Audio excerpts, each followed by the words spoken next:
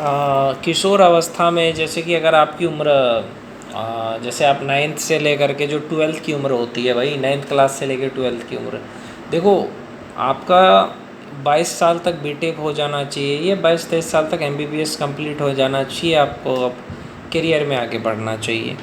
तो मेरे हिसाब से मैं कहूँगा युवा अवस्था में मन विचलित होता है, मैं मानता हूँ, और जो भी युवा अवस्था से गुजरे हैं उनको पता है कि मन का विचलन होगा भाई।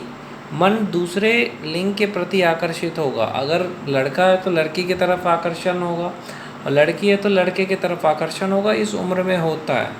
लेकिन ये गलत नहीं है, आकर्षण होना गलत नहीं है, उसको कंट्रोल करना ज़रूरी है। और उस अवस्था में जो आपकी युवा अवस्था है उसको अपने करियर में लगाना ज़रूरी है, क्योंकि जिस उम्र में आप हैं, अगर आपकी उम्र 14 साल से लेकर के 18 साल के बीच में है, तो मैं यही कहूँगा कि आपको अपने करियर पे ध्यान देना चाहिए। ये जो उम्र है ना 14 साल से लेकर के 18-20 साल तक की, ये सुनहरा पल है, किशोर अवस्था है।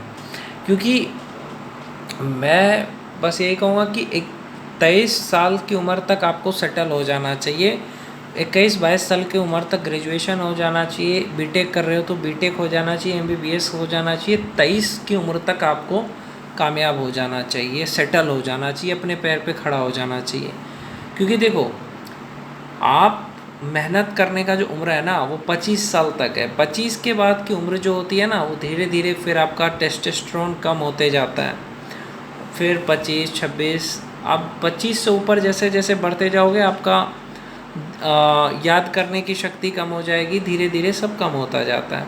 इसलिए जो अवस्था है आपको पढ़ाई करने का जो एक टाइम है वो है 14 साल से 20 साल की उम्र तक, उसमें आपका ब्रेन बहुत एक्टिव होता है।